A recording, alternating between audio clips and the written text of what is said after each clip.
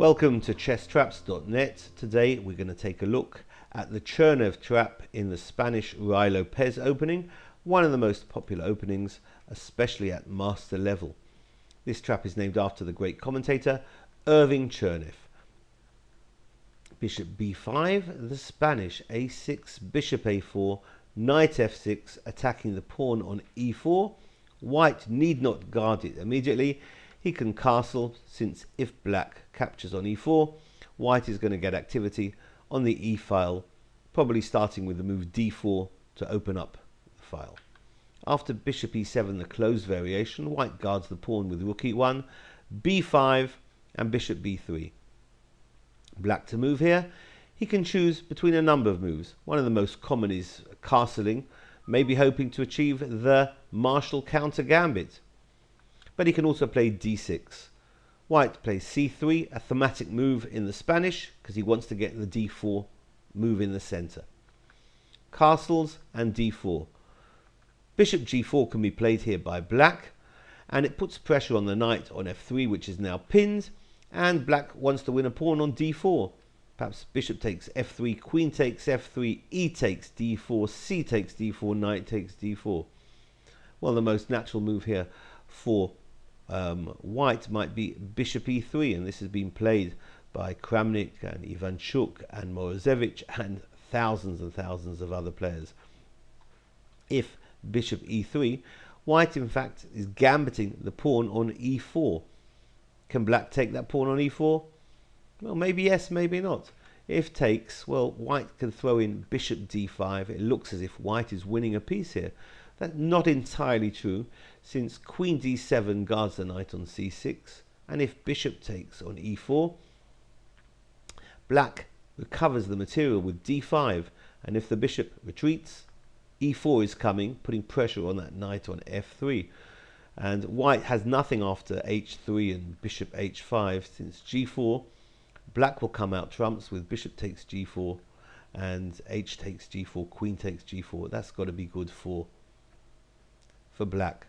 So going back, after bishop g4, instead of bishop e3, white might try h3. This also gambits a pawn, and black might be doing okay here if he decides simply to take that pawn. Bishop takes f3, queen takes f3, e takes d4, queen can retreat to d1, and after d takes c3, knight takes c3. White has gambited a pawn. He's got active piece play. He's got the bishop pair. Does he have enough of the pawn? I'm not convinced.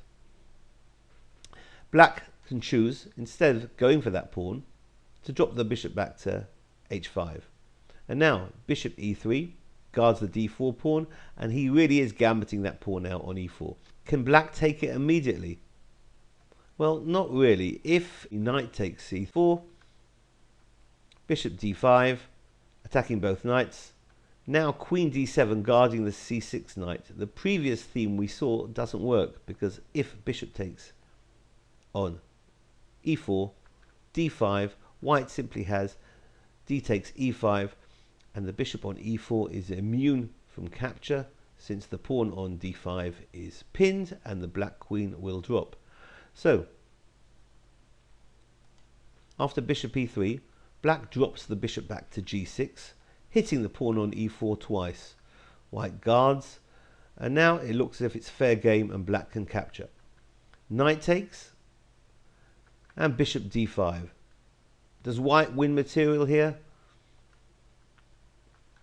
Well, black has to capture on d2, has to trade on d2. White can capture in a number of ways. If he captures with knight takes d2, black can fall into a trap here, because if now he guards the knight on c6 with queen e8, he runs into a lot of trouble. Queen f3 is going to pick up material for white. White will be doing okay. Looks as if he's winning. Black shouldn't actually play queen e8.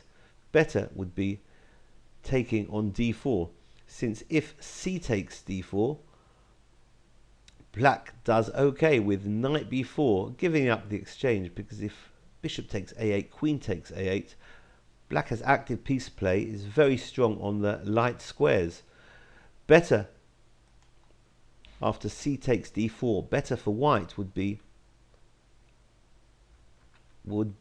bishop takes c6, and if takes, white is maintaining a slight advantage.